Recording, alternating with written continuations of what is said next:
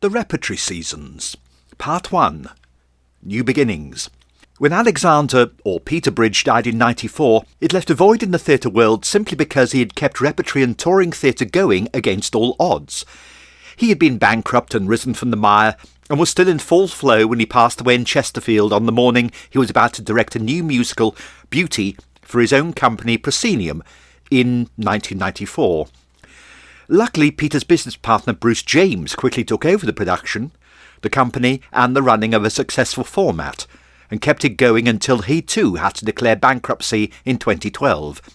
But 18 years in this day and age was no mean feat, and anyone who worked for Bruce during that period will all say what an honour it was to be a part of that inner sanctum, despite the pressures of repertory and touring. In 1994, I had to turn down Peter Bridges' last tour, Write Me a Murder, due to my producing my own production of Bent and subsequently The Normal Heart. For both productions, I tried to pass down to my cast the experience I had acquired through working with the legendary Mr. Bridge. He always said that producers with a lot of rehearsal time often wasted it through self-indulgence, and the production was often no better rehearsed in 6 weeks than had it been rehearsed in 1. I didn't entirely agree with that maxim, but I did insist that my cast were off-book and doing a run of at least Act 1 by the end of the first weekend of rehearsal, giving us 2 further weeks to explore, develop, and think of the logistics. I've always said logistics must come first over artistic verisimilitude, and it was painful to have to dismiss suggestions from my cast because of the logistics of the small studio theatre we were playing. Bent and The Normal Heart took up most of 1994, and in the October we presented both plays one after another. As you can imagine, 2 gritty pieces about the concentration camps and the AIDS crisis were intense, to say the least, and as well as directing and producing both shows, I was playing leading roles in both. The last nights were fraught, and I mooched around my Birmingham flat the day after, feeling empty, tired, and wondering what the hell it had all been about. On the Friday night, I went over to see my parents in Solihull for the weekend. But then at 10 p.m, the phone rang, and thankfully, due to my arts machine giving my parents' number, no mobile phones in those days, Bruce James had managed to track me down. It was opening night of The Sound of Music at Yeovil's Octagon Theatre, with Tony Adams in the lead role. I'd worked briefly with Tony a year before in a farce at Peterborough, but apparently the opening Friday night's performance of The Sound of Music had been a fiasco due to the complexities of the panto-like set, and John Port, the stage manager, had pleaded for a DSM to go on the book, i.e. call and run the show from the corner. I had run the corner at Peterborough for the farce, and knew how to put a prompt copy together, but no extensive experience, but now was the time to learn properly. Bruce asked if I could be in Yeovil by lunchtime the next day, and my dear father gave me a lift home to my flat in Birmingham to hastily pack and then drop me at New Street Station to get the train to Yeovil. I was there by lunchtime, and the all-too-familiar Octagon Theatre was like an old friend. I'd been there barely a year before, following a similar call from Barry Stacey to become ASM on Perchance to Dream. As I walked across the stage and saw the backcloth that looked more like the Lake District than the Austrian Alps, I knew this was not going to be a big budget production. I had dressed on the 1991-92 UK tour of the show with Christopher Gazanove and Liz Robertson, so I knew the show well. And I still maintain that the show can still work when played with sincerity, as it did in the modest setting of Yeovil, despite an amateur chorus, a few dodgy sets, and the score played on keyboard and drums. There was an ulterior motive for my eagerly getting down to Yeovil to take over the book of The Sound of Music. The following week, and for a subsequent 4-week tour, Bruce had honoured the booking for A Murder at the Vicarage, starring Dr. Evadne Hinge as Miss Marple. I'd always adored the double act Hinge and Brackett, and to my mind no one has ever been so successful in creating such believable characters with a life story and a history, amazing mezzo-soprano voices, and the alter egos of 2 highly talented female impersonators. Drag wasn't the word, they were unique, totally believable, and you could take your maiden aunt to watch them and she wouldn't be offended. Peter Bridge had booked Murder at the Vicarage in for a week at Yeovil, and Bruce had expanded it into a 4-week tour. So the chance to work with such a legend was, to my mind, well worth pursuing, and 4 years after that, The fulfilment of a lifetime ambition became fully realised in Cinderella at Eastbourne, working with both Hinge and Brackett. But back to the plot. I watched John on the book for The Sound of Music for the matinee, and then just took over for the evening performance. Quite incredible, really, but there again, I did know the show off by heart, and still do. Luckily, I was able to stay at my old digs, a lovely lady called Marilyn with her 2 children, but in those days, all the venues on the Bruce James Peterbridge circuit had excellent digs, all highly recommended and real old-school digs in people's houses. Sound of Music was never a problem for me, and I gained invaluable experience of calling a show that I was going to need over the next year. I had asked Bruce if I could be involved in Murder at the Vicarage, and he very kindly said he'd consider it if the budget permitted. But, in any case, I turned up on the Monday morning to assist where I could, in the hope of being useful. I knew a fair few of the cast from previous tours and musicals: Andrew Ryan, Helen Scales, Alan Terry, Maggie Stables and Deborah Caron. The only new members of the cast I hadn't worked with were Nicola Boyce, Jeremy Todd, Derek Wright, Jenny Carvell, Andrew Whiting and George Logan, aka Dr. Evadne Hinge. It was the most extraordinary experience rehearsing with George Logan, as his character of Dr. Evadne Hinge fitted Miss Marple perfectly. Years of perfecting the iconic act of Hinge and Brackett had produced a brilliant vocal interpretation, so much so that it was sometimes a shock to look up from my script at rehearsals and see George in jeans and sweatshirts. As an admirer of Hinge and Brackett, I had perfected my Dame Hildred impression, but listening to George, I understood how, with just a very slight change of tone and inflection, one could produce a thoroughly convincing female persona that was invaluable when creating my own pantomime dame persona years later. But back to plot. The props for Murder at the Vicarage were not complicated, but did involve a meal of meat and vegetables at the top of the show. Now, given that we weren't quite so anal about food hygiene, health and safety, etc., I nevertheless realised that it would not be advisable to poison the cast every night with mouldy food. So I endeavoured to provide fresh tinned vegetables that would suffice for every 2 performances, as long as they were microwaved and stored in the fridge afterwards. The meal was actually supposed to be unappetising anyway. I did all I could to reassure the cast it was safe to eat the assembled platter, and personally washed up every night and ensured everything was as fresh as it could be. But I'm afraid, actors being actors, and cast, much as I loved you all, it's very fashionable to complain for the sheer heck of it, and every night we had some complaint or other just to be difficult. To my mind, unprofessional and insulting to the backstage crew. The worst was probably at Peterborough, when, having provided fresh ham, one of the female members of the cast assembled at the dinner table complained it made her gag, seconds before curtain up.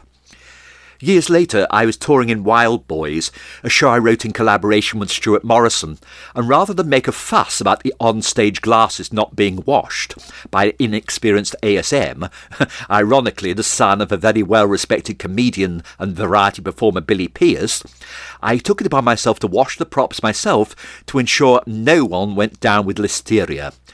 As I'm writing this during the COVID-19 crisis, this reminiscence strikes a chord. Yet again, Yeovil came up trumps with anything we needed to source prop-wise, and it wasn't a difficult rehearsal period. But I almost scuppered my chances of ever going on tour with Bruce ever again, when during rehearsals he called for the newly bought coffee table that was waiting in the wings. Anxious to oblige, I carried the table on stage, swung it round, and then watched in horror as the glass top of it fell to the floor, suspended in animation and shattered into a myriad of fragments on the Naumburg Abbey garden set of The Sound of Music on which we were rehearsing. It was car crash time, literally, and to their credit, the cast said nothing. I'm sure a few stifled laughs. Apology was useless, but mercifully Bruce didn't rise to the bait, as Alexander Bridge would almost certainly have done. When the set arrived on the Monday morning for the get-in, it was pretty much what we had seen for Perchance to Dream a year previously, and subsequently Sleuth and even On Golden Pond the following year. But Charlie, the technician at Yeovil, created some lovely little touches for us, including a gravel path outside the French windows. The show opened and there really were very few problems, apart from the classic on the Friday night.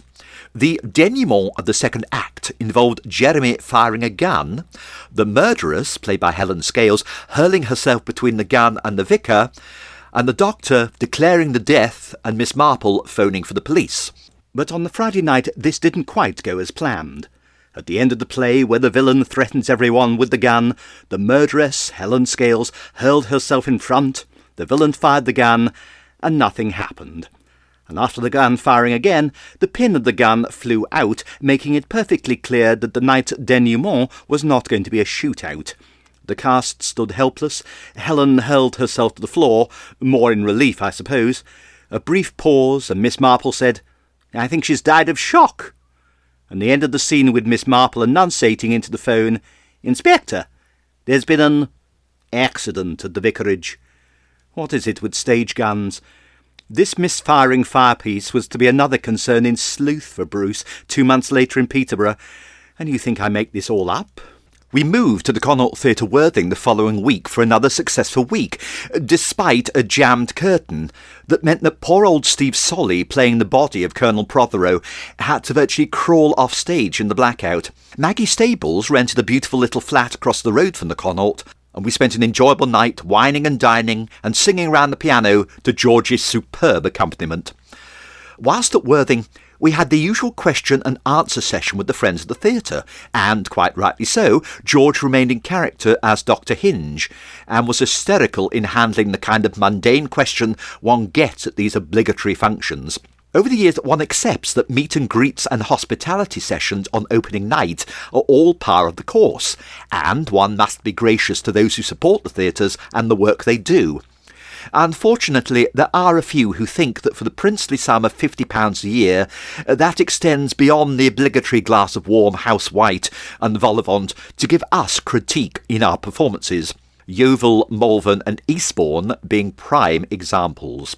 Some of the cast audience meet and greets over the years have been excruciating, and I just wanted to punch the old bag in Yeovil who was nothing less than libellous about my butler in One for the Pot. But back to the plot. The show moved to Peterborough, and the week was uneventful, apart from a visit from George's Hinge and Bracket partner, the legendary Patrick Fife. If I had only known then how our lives would be so intertwined. Just 4 years later in Eastbourne in Panto, and on stage together, when I stepped into the breach when poor old George was ill. The all-too-brief tour finished in Chesterfield, ironic as this was the scene of my professional debut, and where Peter Bridge had passed away a mere 8 months previously. But it was a landmark tour, as it led to a whirlwind of a year in 1995, and en route I was to meet my husband and lifelong soulmate of all places via Bognor Regis, as the Queen's father put it so eloquently, bugger Bognor. After the tour of Murder at the Vicarage, I did a week's run of Panto in Cannock for Mark Andrews, to a damning review from the stage. With my tail between my legs, I eagerly awaited Bruce's call regarding 1995. And when it came, it turned out I would be involved, mainly in a technical capacity, in no less than 5 shows over a period of 12 weeks. As usual, my dear friend Richard Heggett allowed me to stay in the bohemian surroundings of his Upton Park flat, and just as well as I had a lot to organise and get my head around. The first play in the 1995 season was Anthony Schaffer's classic Sleuth, which has to take the medal for most technically difficult play I have ever been involved in. It's a classic two-hander, and probably up there with the greatest thrillers of all time. In the lead role was cast the 'Allo 'Allo actor Hilary Minster. In subsequent years, I was to work with 3 further cast members from this classic sitcom. We commenced rehearsals in Hilary Minster's beautiful home in Brackley, down the road from my uncle in Banbury. Hilary had invested all his 'Allo 'Allo money in the house, and it was very much like the set of Death Trap, another play that was to have a profound effect on me in subsequent years. Amongst the technical horrors of the show were vases that had to be shot at and explode, a safe that had to be blown open by plastic explosive, guns, and a life-size sailor dummy that laughed when the button was pressed. My stage management experience was fairly extensive by this point, as my first few jobs had all involved ASMing, and my drama school training had been no-nonsense mucking and mend, but nothing quite prepared me for the technicalities of this classic thriller. After 2 days rehearsal in Brackley, I repaired home for a couple of days, giving me a good chance to type up lists of props, sound cues and special effects. In fact, apart from lighting the show, I was virtually in charge of the whole show, with only one other ASM to help me. In those days, all the sound cues were either on tape or reel-to-reel, and as I didn't have access to the latter, all the cues were on individual tape cassettes, much in the same way I was to experience when performing drag cabaret years later in pubs, clubs and cabaret venues, when all your songs were on individual tapes wound forward to the leader by a pencil. I returned to London to stay with Richard whilst we rehearsed in Southend. There can't be many places more depressing than Southend to rehearse a repertory season in the first week of January, and this took the biscuit. As this was long before everyone was blessed with a mobile phone, the only way I could source the technicalities was to buy a phone card and use the payphones in Southend Central Station. I often wonder what the girl at the ticket office must have thought of my speaking to the pyrotechnic firm, inquiring about vases that could be blown apart when shot at. Leafing through contacts, the directory of all things theatrical or technical, and after numerous phone calls, I settled on a firm called Kerrs & Co. that would supply white sugar glass vases, the charges that went under them, the firing box and cable, and who would also construct the safe that had to magically open when blown apart by the plastic explosive. But I really was left out on a limb, without assistance, and as I was anxious to be as efficient as I possibly could, I had to make a decision to go with this company that seemed to know what they were doing. I even went over to their workshops and had a demonstration, which, although impressive enough, did raise a lot of health and safety issues that we'd never have got away with today. Rehearsals continued in Southend, and we had virtually covered all the props and furniture, or at least sourced them, by the end of that brief rehearsal period. During that week, we had a split rehearsal with the cast of Dancing at Lunacy, which was opening at Harlow Playhouse, whilst we were opening Sleuth at Peterborough. And I had a lovely reunion with Julia Binns and Simon Barry, who I hadn't seen since Murder Has Been Arranged 3 years previously. But such was the nature of that wonderful time. It was all a jigsaw puzzle, superbly planned on a shoestring budget to get the maximum resources out of a cast with the most cost-effective means. If only money was saved in the same way today.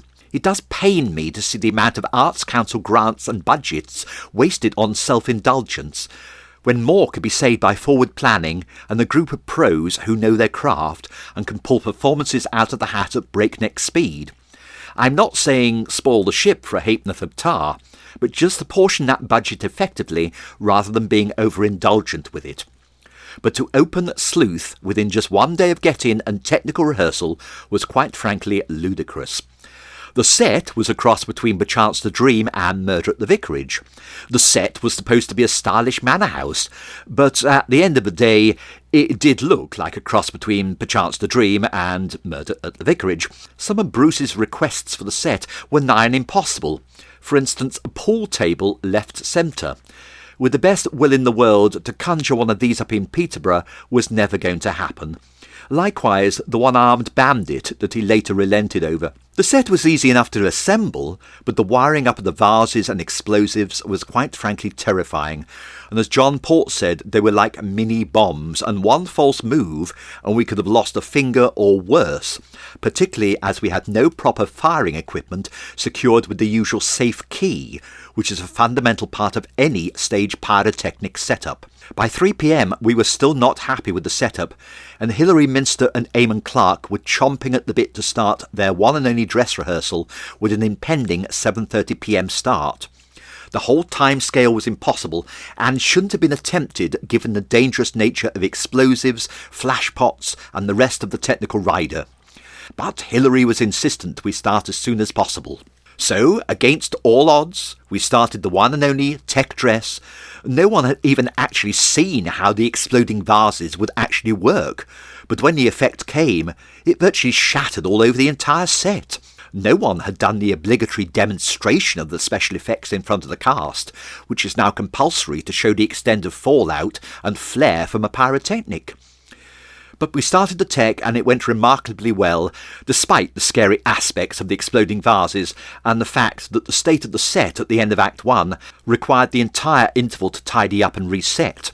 Luckily, we had as long an interval as we could possibly get away with. The secret of Sleuth hinges on one of the protagonists being able to pull off an effective impersonation in the second act as Inspector Doppler, requiring a very effective makeup change, padding, lifts on the shoes, in fact everything possible to fool the audience who mustn't spot that it is the same actor playing the role. Fortunately, Eamon Clark as Milo had sought professional advice from Charles Fox and had acquired a proper lace-front wig. But even so, it took the entire interval to effect his transformation, and we held the Act 2 curtain as long as we possibly could. So, by an absolute miracle, we teched, dressed this technical nightmare of a piece, and opened within the space of 2 hours. And to its credit, it wasn't a bad opening night. Every Monday night at Peterborough was Friends of the Theatre night, hence the need to open on a Monday. We had the usual obligatory free drink and a twiglet, and answered the usual mundane questions, mainly about the technical aspects. But we had opened, and that was the main thing. The following morning, however, Eamon looked very worse for wear. In those days, like all touring venues, there was a well-respected digs list of theatrical landladies and landlords offering a room in their homes. Deborah Karen had recommended Nellie and Ken as the best deal. Ken had more rooms to let and Nellie was deaf. Unfortunately, after the sheer seat-to-the-pants opening of Sleuth, Eamon had imbibed rather a lot, and back at the digs mistook Nellie's daughter's room for his own. The aforesaid daughter arrived back to find Eamon sprawled on her bed. I'm sure she would have been grateful if she'd been of a compatible age. The week crawled on. Eamon took a perverse pleasure in breaking the stage poker every night by banging it on the Chesterfield sofa. Now, there is a limit to how many pokers one can find in charity shops in Peterborough. It was a rather self-indulgent bit of business, to my mind, given the limitations we were up against. And then, on the Wednesday night, the day before the matinee, another classic rep incident. Bruce had never been too lucky with his prop guns, given the farce that ensued on Murder at the Vicarage, with a hammer flying out of the gun and leaving the cast at the mercy of the prop. Bruce had replaced this gun with the one we were now using, and guess what? It too decided to have a hissy fit at the end of the play. Hilary manfully tried to shoot Eamon. I don't blame him, to be honest. And yet again the gun failed to go off. Poor Hilary had to club Eamon to death with the butt of the gun and then bring the play to its conclusion. I completely understand that actors must take their frustrations out on someone. Similar to Lorraine Ashley finding a curtain hook on the set of Perchance to Dream, which she claimed almost tripped her up. But in rep, you have to be prepared for anything. Unfortunately, Hilary rose in great hauteur after the performance and announced in the voice that would have blown the froth off a Horlicks 5 tables away, "Unless I see a working gun before the matinee tomorrow, I don't go on." Exit moody actor, stage right. I duly rang Bruce and told him of this, but it actually didn't bother me in the slightest, as I was Hilary's understudy, and despite everything we'd gone through, I knew the part backwards. Well, I just had to learn it the other way round and we would have been fine. Mercifully, the pistol was replaced for the matinee and no further problems ensued. Sleuth was due to transfer. It was only a 2-venue show, hardly an on-the-road #1 national tour, to Yeovil in 3 weeks. But before that, I had one of the most challenging experiences to date, to DSM Cy Coleman's City of Angels, in weekly rep at Yeovil. Part 2. The real meaning of weekly rep. City of Angels is probably one of the most complex musicals ever plot-wise, and technically wise, and to my mind I think the writers ran out of inspiration as the denouement is very weak, and even having called it from the prompt corner for a week, I really haven't a clue what it was all about. I also ask why Bruce ever chose to do it, or rather the management of the Octagon Theatre to choose it as a pro-am production. But we were all in the same boat. So on the Sunday after Sleuth finished, I caught the train to London and subsequently Yeovil and met Jeremy Tustin at Yeovil Junction, and I discovered he was playing one of the Angel City 4. We shared a taxi to the Octagon. Well, I say shared, I don't recall any remuneration from him. Again, as usual, I knew a lot of the family cast. Alan Terry, Damien, Helen Scales, Andrew Whiting for Murder at the Vicarage. The rest of the cast included Nick Barclay, who is currently in Bruce's Straight and Narrow with Anna Karen, which will be playing the Octagon while we attempted to produce a full-scale Broadway musical in weekly rep. We were blessed with Bernadette Nolan, Bernie, making a very early foray into musical theatre, and she was later to play in The Sound of Music and Annie for Bruce, and then later showed her full amazing talent in Blood Brothers for Bill Kenwright. Words can't describe how we all felt years later when this beautiful lady lost her battle with cancer. Life is a thief who steals our treasure. It never gives, it merely lends. So laugh and cry in equal measure and celebrate that we were friends. So there we were on a Sunday, early evening on a blank stage, and we knew that within a week we had to have a full Broadway musical ready, and we'd be in the middle of a technical rehearsal. Sheer lunacy, it may be argued, but that's what we were paid for. First things first, meet with the other stage management, ASMs, to get a list done ASAP. Yes, I know, the dreaded lists, but with myself partly at the helm, I did pride myself that everything Bruce asked for had been covered. I can't recall watching the initial blocking. I think on that Sunday night, dear Russell Drake, our musical director, got to grips with all the Angel City 4 stuff, and Bruce may have just started from the top and blocked through. No time for that self-indulgent luxury of a read-through, which I always think is a waste of time in any show.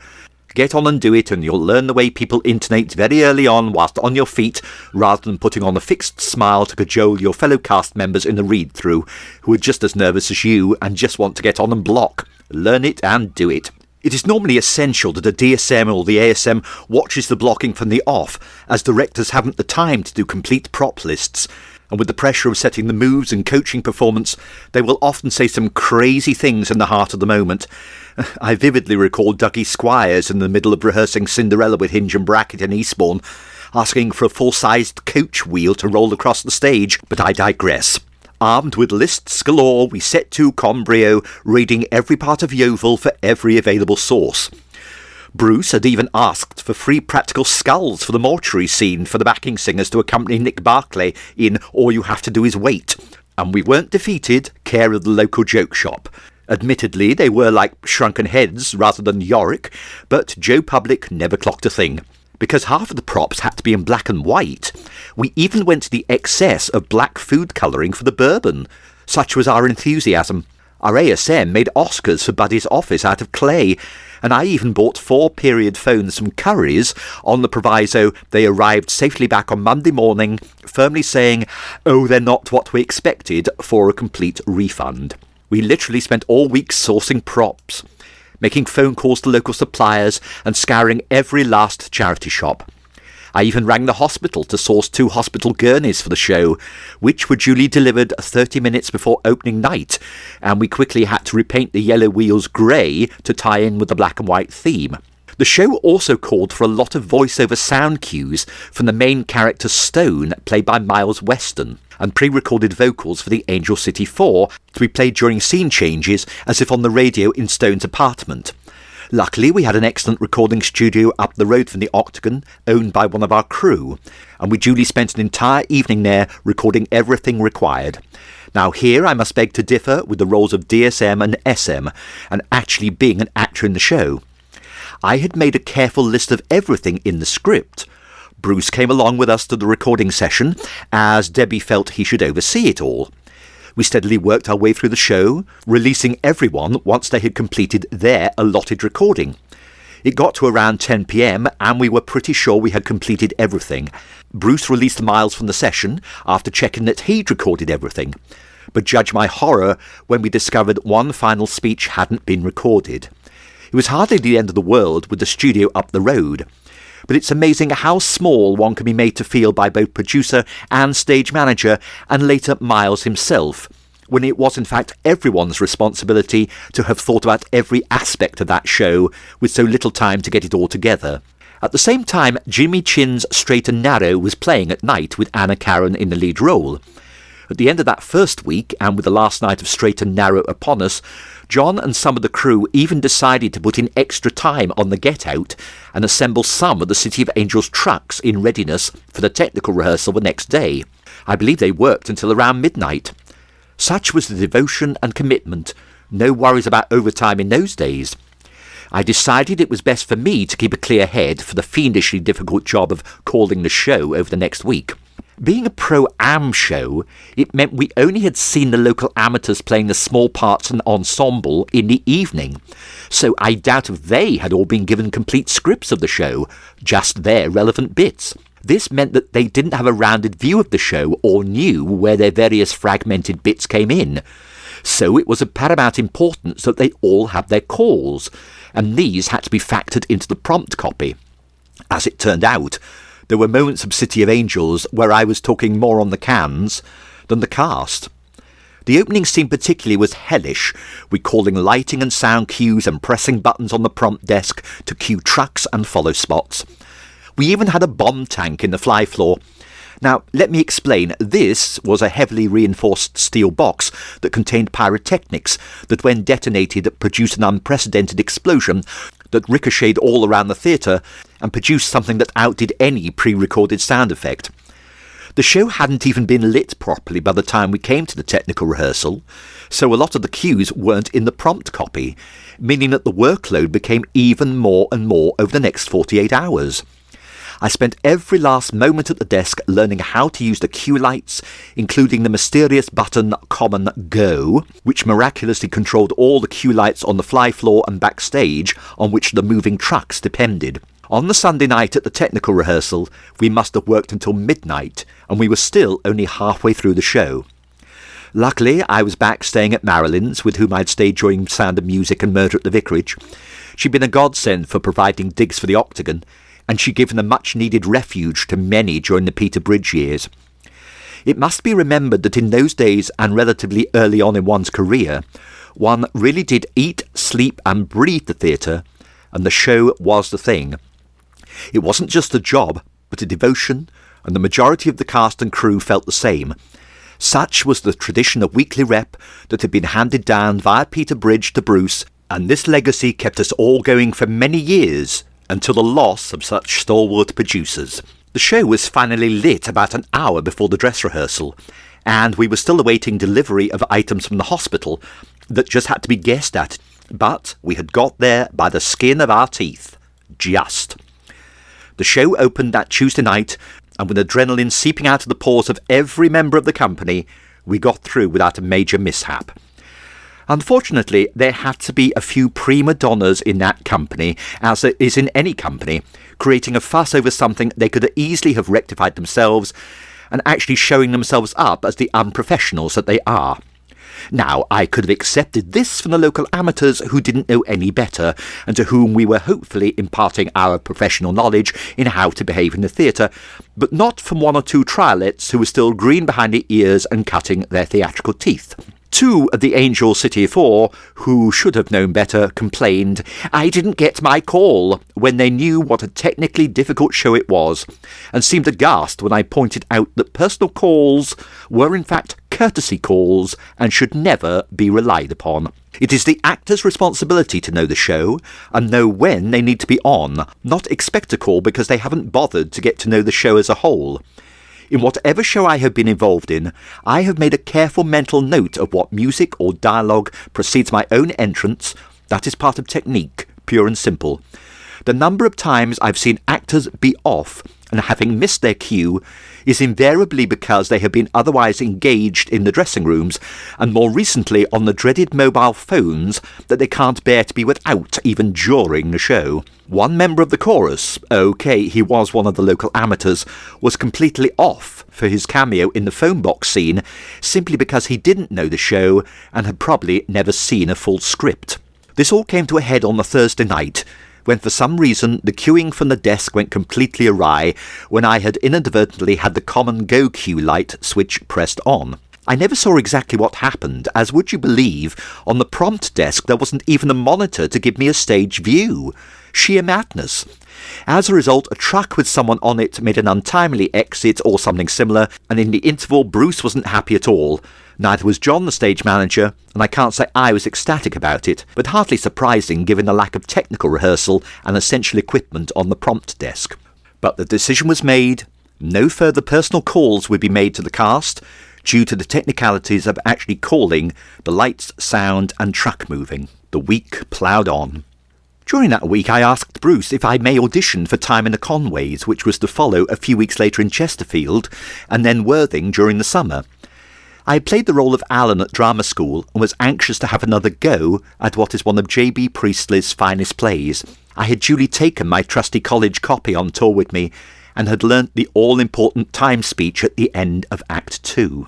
I duly auditioned for Bruce during the lunch hour and quickly ran off as soon as I'd finished, so much so that Bruce said to me after lunch, "Well, you left so quickly I didn't have time to tell you you'd got the part."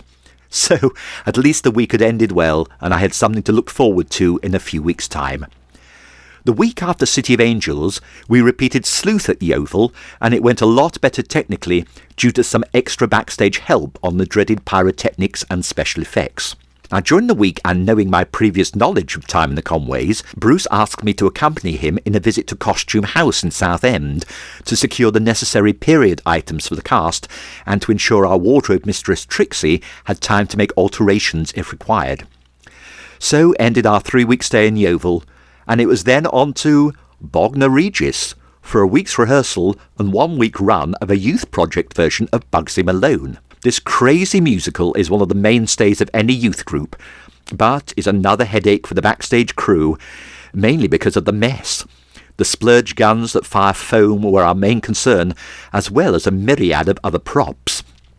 Trixie Gillard, our wardrobe mistress at Yeovil, who'd once I'd got to know her properly during City of Angels, turned out to be a lovely friend and company member, arranged digs for us in a hostel-type boarding house, so we weren't at the mercy of the dreaded Mimosa Guest House or similar dreary establishments.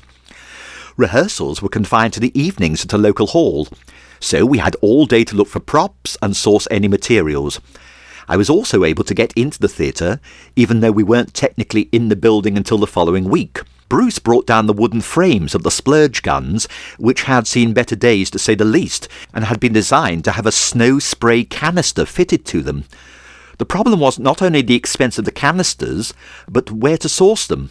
The solution came in the form of the local Halfords and their entire supply of bicycle pumps. By attaching clips to the frames in which the pumps could fit, and then filling the pumps with pantomime slosh solution, they afforded a good 3 splurges on cue, with the advantage of them being able to be replaced quickly with another pump. Well, that was the theory anyway. Rehearsals were heavy going, with the local kids not up to speed, and not much chance of being so with only a week. I seem to remember they weren't even cast until the beginning of the week. The get-in on the following Monday was a riotous affair, with an enormous set that just arrived with a set plan and lots of bits and pieces resembling a flat pack from MFI.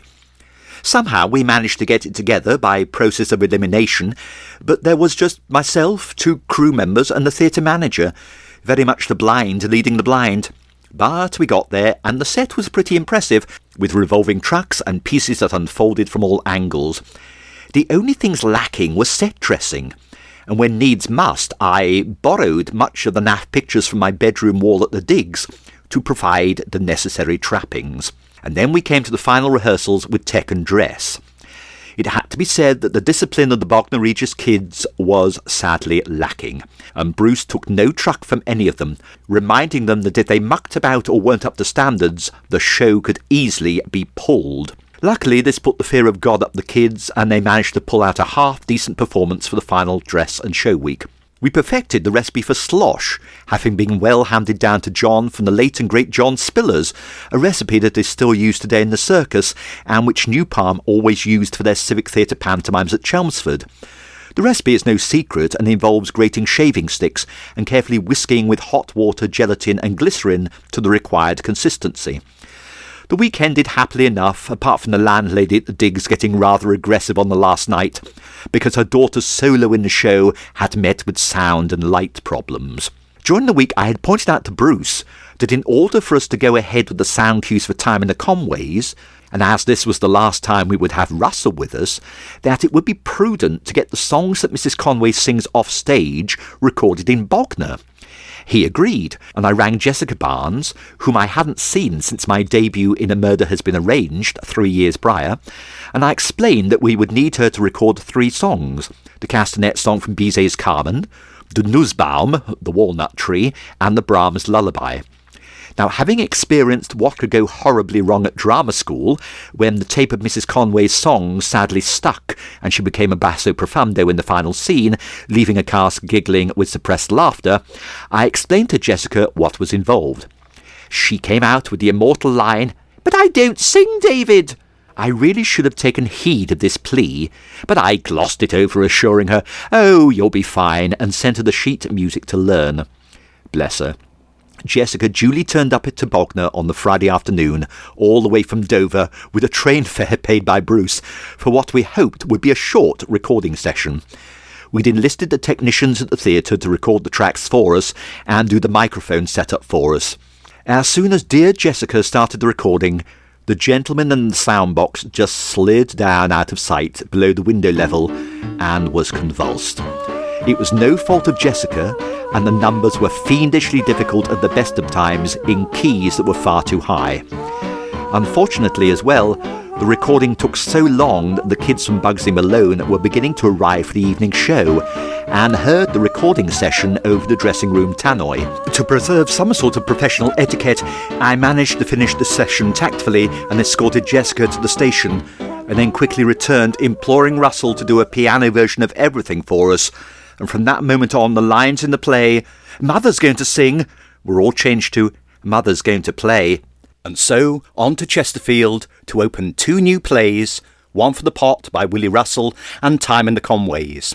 Somewhere along the line, and I really can't remember when or how, the cast of One for the Road had all assembled in Southend for a blocking rehearsal, and so we could get an idea of what would be required stage management-wise for this Willie Russell classic.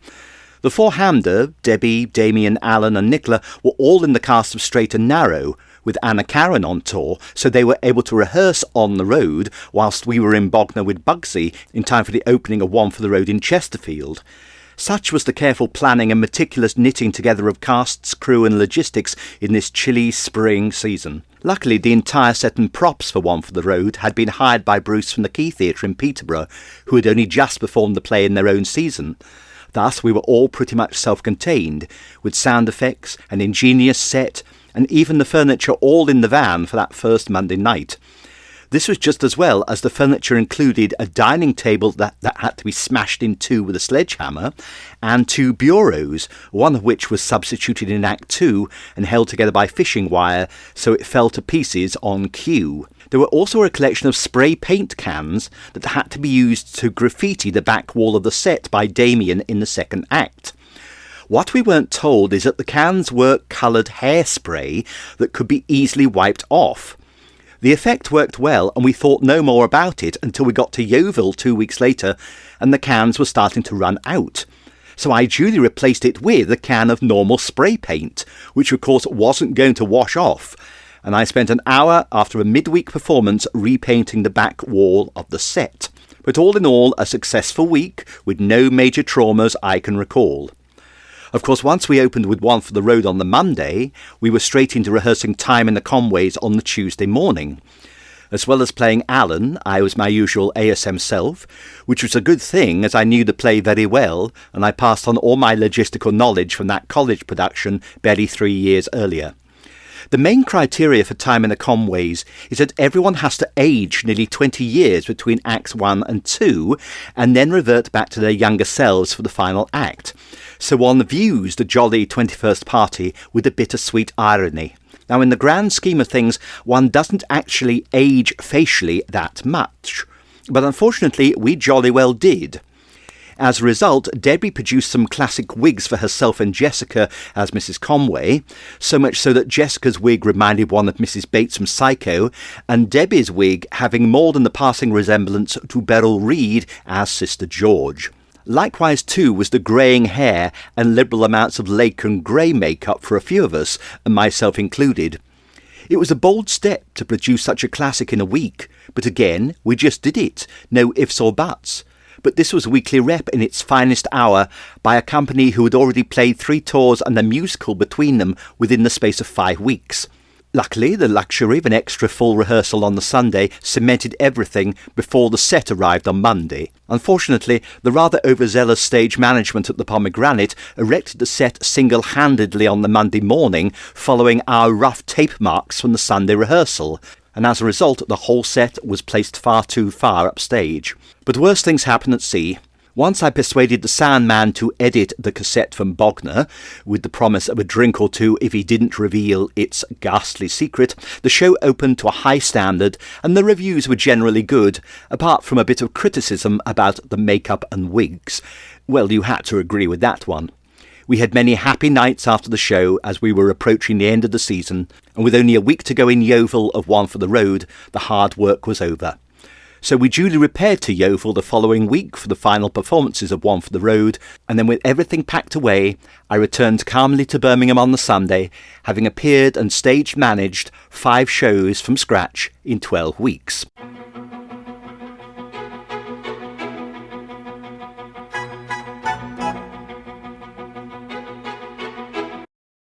Part 3.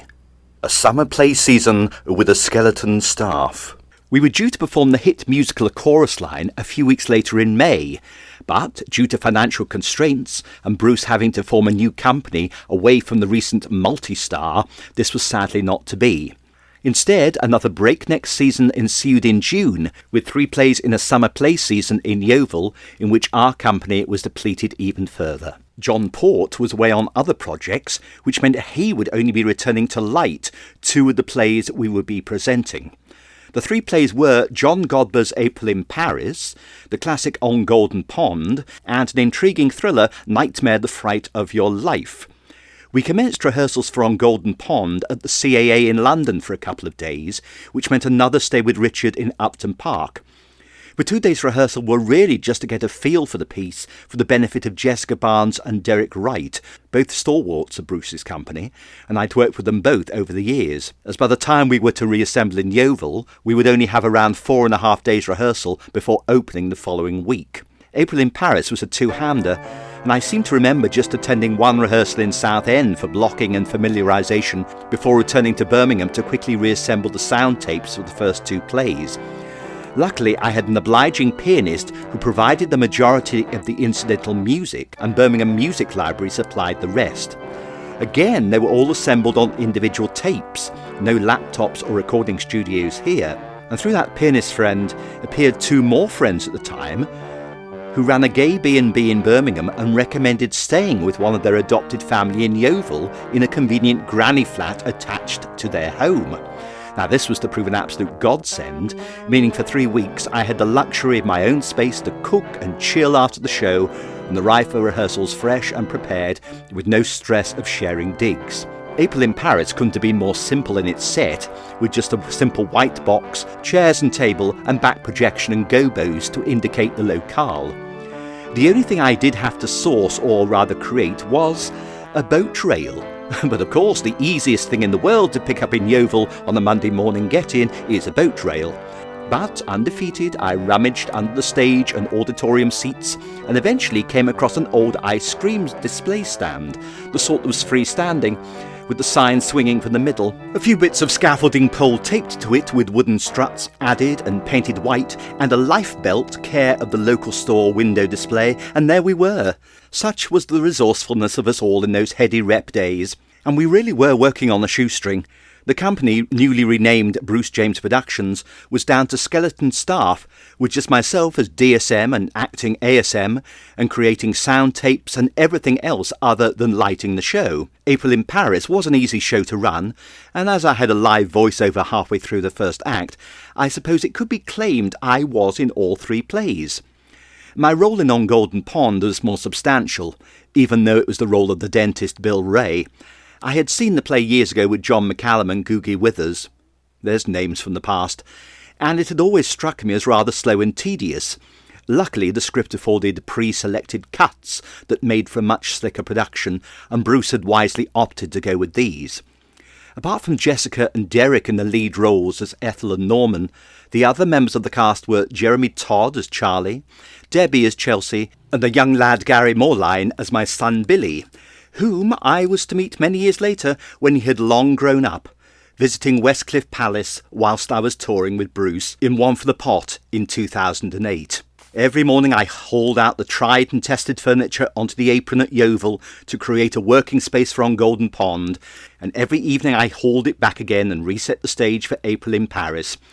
I didn't even have the luxury of an ASM until the production week of On Golden Pond, so I was propping, rehearsing and planning everything to the nth degree all through the day and running April in Paris from the corner in the evening. Back to the digs for a quick supper and sleep, and then starting up again.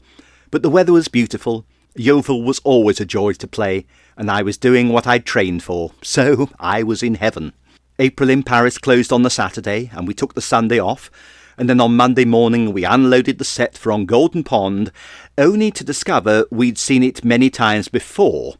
It was basically the same set we'd previously seen for Perchance to Dream, Murder at the Vicarage and Sleuth over the last 2 years.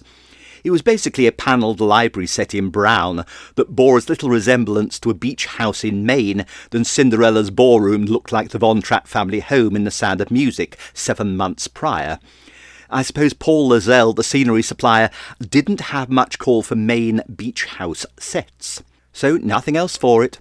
I set to con brio, borrowing fishing nets, rods, in fact anything that could adorn the panels to make it less baronial.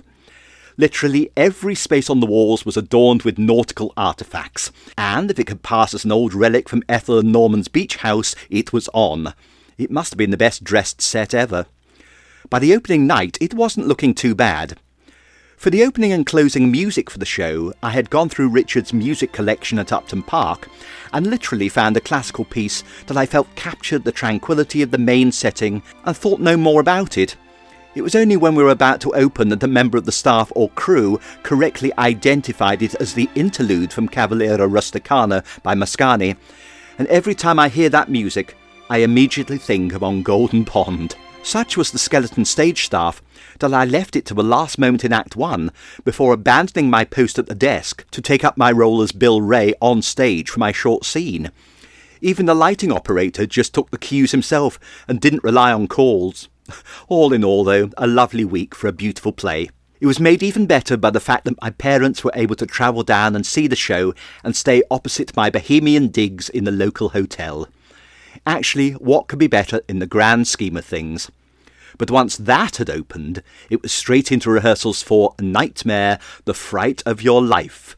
Very aptly named. The show was a pure spoof on the old ITV armchair thrillers of Brian Clemens, and even though upon reading it came across as a very hammy old thriller, Bruce skillfully advised the cast to play it for all it was worth, and to heighten the televisual style horror, he employed Russell to underscore the show from the back of the auditorium to heighten the psycho-type horror. We also knew that we would need to have sugar glass, breakaway bottles, plus a glass panel in a cupboard window that would be smashed and a hand come through to almost strangle Jeremy at the end of Act 1. There was also the logistical nightmare of Sam Antonio Ray having to jump through a stained glass window at the end of the play, but none of these factors could be taken into account until we actually saw the set.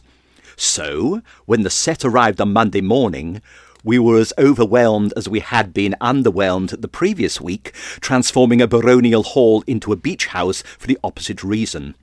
This was the West End set and was structurally so sound you could have lived in it. The whole play took place in a converted chapel with an upstairs via a spiral staircase, a practical fireplace, the aforementioned stained glass window, and a cupboard that at one stage had to contain a mutilated body. The crux of the plot was the couple moving into the chapel, unaware that it was being used as a place to smuggle body parts for anatomic trafficking. The set was vast, and all in all it involved almost 2 days to assemble, but my God, it looked fantastic. To this day I have only worked on 2 sets that one didn't have to worry about slamming doors or bracing yourself every time somebody left. The other was the original set of Death Trap that New Palm owned and toured until its last outing in The Sound of Murder at Leeds Grand in 2007. But again, I digress. The Nightmare set was an amazing set on 2 levels, but once it had arrived, 3 problems still remained. the mutilated body in the cupboard, B, the glass panel in the cellar door that had to be sugar glass and broken every night, and C, the huge stained glass window that Sam Antonio Ray had to burst through every night. Now, the second problem was solved by a quick phone call to a special effects company who supplied custom-made glass panels to fit the set and supplied custom-made champagne breakaway bottles for every performance. The third was ingeniously solved by the wonderful Charlie on the crew at Yeovil, who devised a hinged window from Perspex panels that in effect was a set of doors, with Perspex panels that flew off on impact. The first problem, alas, required a more drastic solution. 2 years earlier, I was appearing in an open-air performance of Treasure Island at the Midland Arts Centre in Birmingham, in the days when money and salaries were no object. We had a full sailing ship, costumes from the RSC, and the workshop to die for, who had created a lifelike mutilated body of Billy Bones that was hung from a scaffold. Now, this was my main point of contact, and I was praying that 2 years hence the aforementioned corpse was safely in the Midland Arts Centre stores. Unfortunately, it had somehow been dispatched to a Halloween party and never returned, and knowing there was no way I could construct such a prop overnight, I duly ordered stage blood, bought some fake scars and gashes from the local joke shop, and resigned myself to the fact that I myself would have to play the resplendent corpse. But, as Noel Coward said in The Boy Actor, still it was a part. And even better was to come when one of the Yeovil crew supplied ropes and crampons to actually hang me by my feet in the cupboard, clad only in a mutilated vest and a pair of boxer shorts. Now, if that isn't dedication, what is? The technical rehearsal was not without incident, again with the cueing of the show. Incidentally, there I was in my mutilated corpse outfit, sat at the corner, calling the show. I dearly would have loved a photograph of myself at the desk doing just that, but sadly must content myself with the ones that were taken from the cupboard. And on to opening night. The body hanging from the cupboard was facilitated by a false back to the cupboard, and at the appropriate moment I would have my feet tied together with rope, a crampon attached, and a burly stagehand hoisting me upside down to clip onto the sturdy cupboard roof. Lucky the set was of sturdy construction. Now, unfortunately, on opening night, we didn't realise, and how could we after so little rehearsal time, that the catch on the stage side door was apt to fly open if not secured by the bolt on the door, which we later discovered. So, whilst being hoisted up by my burly stagehand, the door flew open ahead of time, and we were both left stranded there in mid-hold and able to do anything. Luckily, the lighting box had the sense to dim the lights on the cupboard until the appropriate reveal moment. It must have looked a bit like an S&M orgy, in all honesty. But it was no one's fault, and Bruce was incredibly understanding. At least he knew that we tried our best, and the fates had conspired to wreck our first night special effect, but I'm sure far worse has been endured in the repertory back catalogue. The show was a mild success, and sadly I couldn't repeat my corpse appearance in the Bognor transfer, as I would be appearing in the repeat of Time in the Conways at Worthing later in the year. So this 3-week season ended happily, back to Birmingham, for a brief sojourn, before probably the season that changed my life.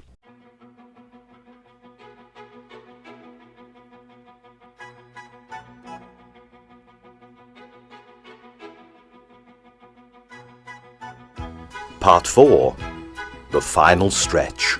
Now, it wasn't long before we had to reassemble and rehearse a variety of revivals, new castings, and logistics.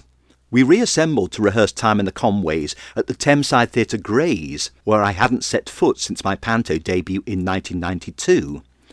Nick Barclay was taking over Damien in The Sound of Music at Guildford and Hanley.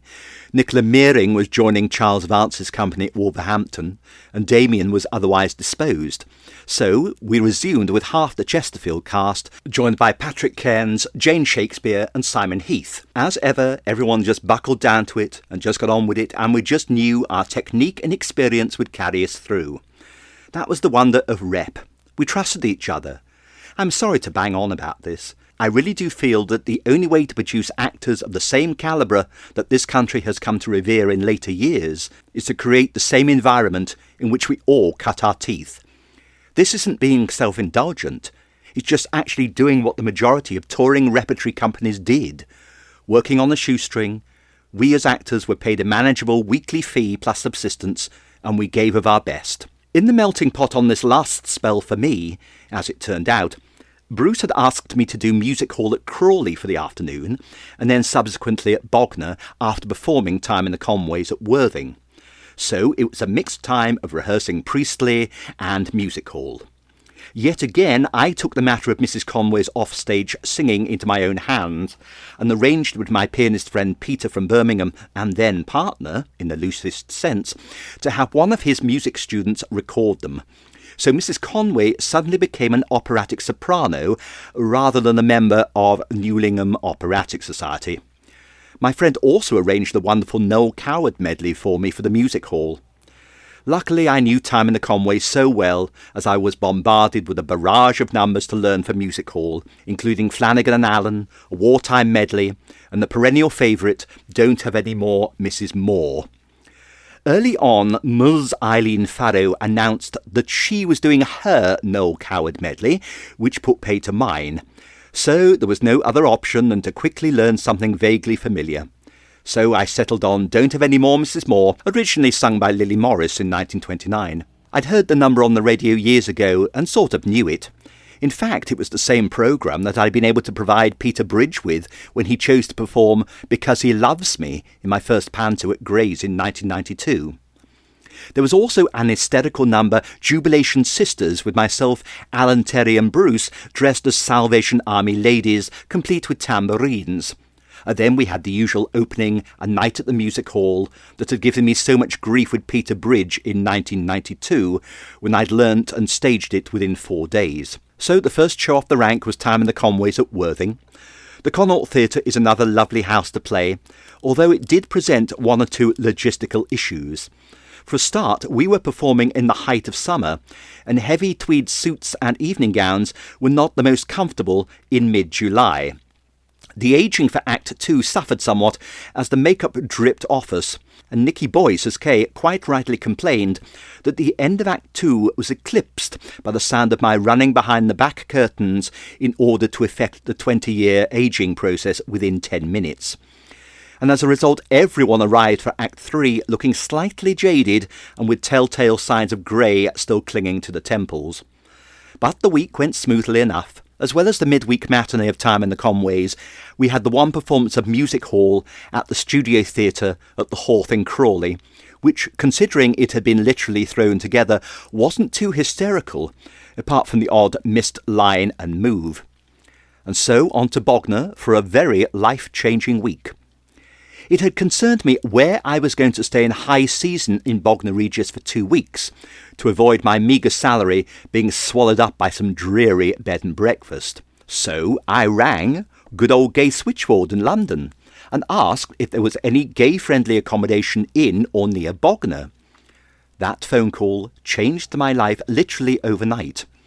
Within a couple of days, an organisation in Littlehampton, the Arran Gay Society, contacted me, and one of their members said he had ample room and would be happy to accommodate me for 2 weeks. I was hesitant at first, but then my partner Peter advised me to go for it, as it was literally a short train ride away from Bognor. And that pretty much set in motion my life for the next 25 years, and God willing, even more. We resumed rehearsals for the music hall in Bognor, which had just played host to Nightmare the week before, and in which I couldn't obviously provide my services as a corpse. So a poor stagehand had to don the blood-stained t-shirt and boxer shorts and give his finest performance in the cupboard. We had, as far as I can remember, an opening on the Monday night after finishing Time in the Conways on the Saturday night and travelling down to Littlehampton on the Sunday. I was met at the station by a lovely man, John Cooper, who lived nearby, and when I saw the vast record collection with practically every album I could ever hope for, I was in seventh heaven. I don't think John and I stopped talking for the entire fortnight about the theatre and our love of musicals. It was another tall order to try and get the show ready in time, and it wasn't the most helpful to have certain cast members hissing at me in rehearsals at moves I'd got wrong when they'd been doing the routine for years.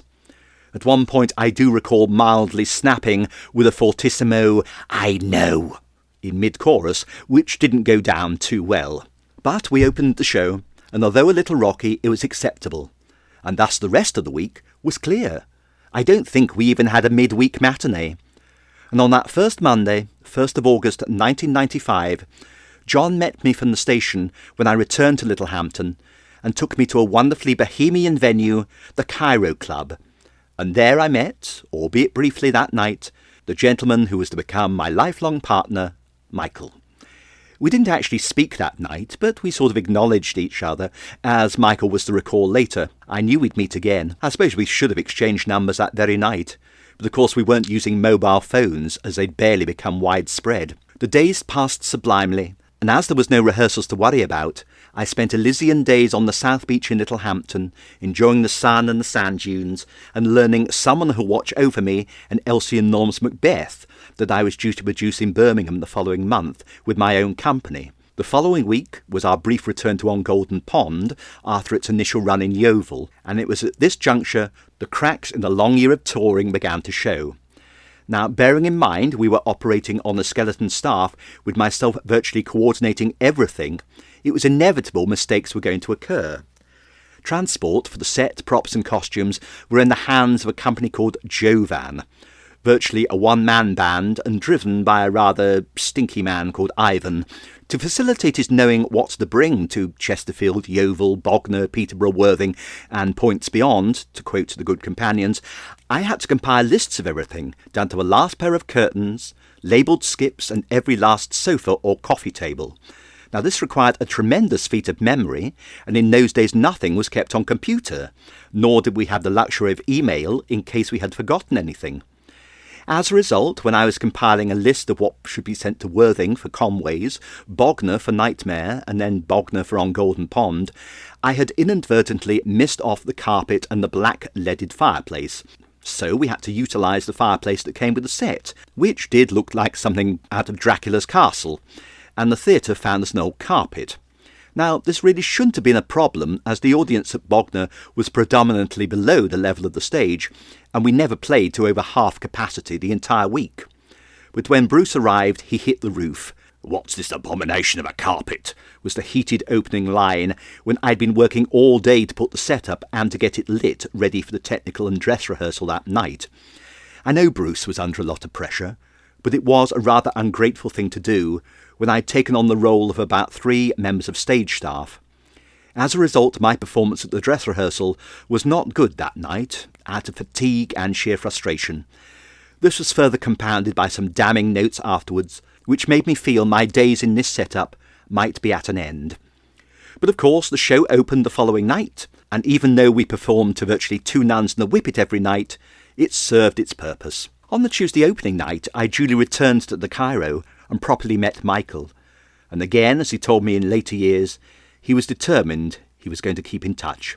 And indeed we did. Michael never actually saw On Golden Pond, but arranged to pick me up from the theatre on the Friday night and give me a lift back to Littlehampton for a last night at the Cairo Club, and our last night together for almost 8 months. It would have been wonderful to spend the Sunday with Michael before travelling on to London for the last venue and the week's run of Our Day Out at the Seacombe Centre in Sutton. But alas, Peter from Birmingham arranged to come down to Littlehampton with 2 friends and spend the weekend with me. It was all well intentioned, but it almost put the kibosh on my relationship with Michael before it had properly begun. So it was with a heavy heart that I said goodbye to Michael on the Saturday morning to await Peter and co later that day. We spent a happy day on the beach before dropping me back to Bognor for the final performance of On Golden Pond, to which all 3 attended and slagged it off with alacrity. Not the best piece of touring theatre, but then not shocking by repertory standards either. The following day we went to Brighton, ironically where I had only ever been for 2 fruitless auditions, and ended up in the Pavilion Club on the Steine, myself feeling disconsolate on the balcony whilst Peter chased a nubile young queen around the club. Back to Littlehampton that night, and Peter departed for Birmingham, later to call me to tell me, "This isn't working, can't we just be friends?" whilst I made my way to Sutton and then to Streatham to stay with my pal Rick Ashwell from drama school for the week.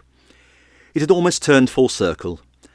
I had joined Peter Bridges' company in 1992 on the night they opened Our Day Out, and here I was ASMing the last production that Bruce produced of this delightful romp at the Seacombe Theatre Sutton.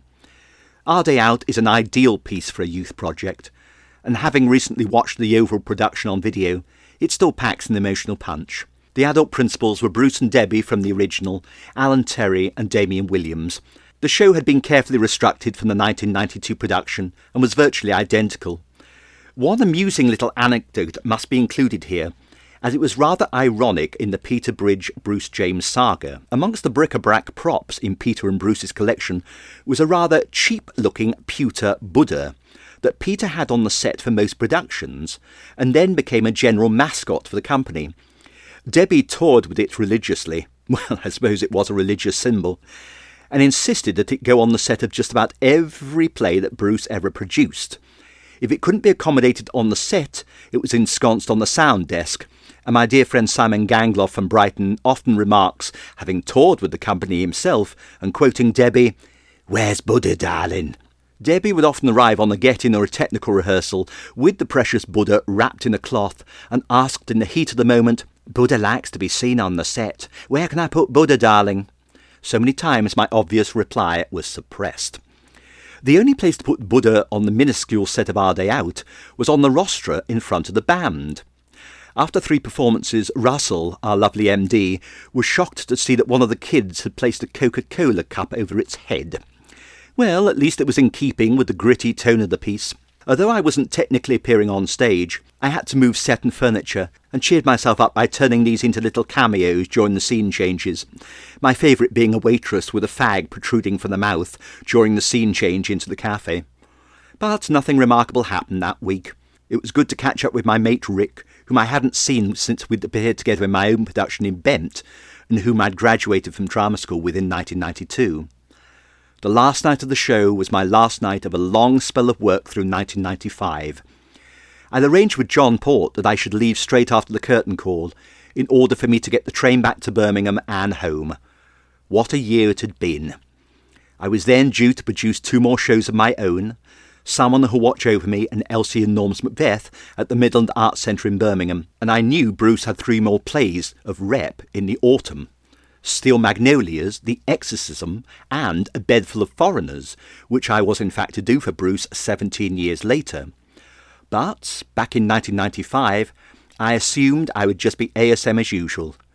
In the nick of time, I auditioned for a Christmas season at the Midland Arts Centre in an ensemble show, Arabian Nights, and Bruce duly released me from an agreed pantomime contract at Gray's, playing villain in Snow White, and I didn't work for Bruce again for another 13 years. And I often wondered if I should have kept in touch more, following my move to Brighton. But work was plentiful, and it wasn't until I'd said goodbye to New Palm's touring shows and repertory that Bruce emerged again to keep me in work for another 5 years, off and on. But to finish off that chapter ending in early August 1995, I completed my own 2 shows in Birmingham, which will take a blog in itself, and then departed for 2 weeks' glorious holiday by myself in Lesbos before commencing rehearsals for Arabian Nights. But on the very night before my flight, thank heavens I penned a long overdue letter to Michael, apologising for my tardiness in not keeping in touch. And that letter really did change both our lives.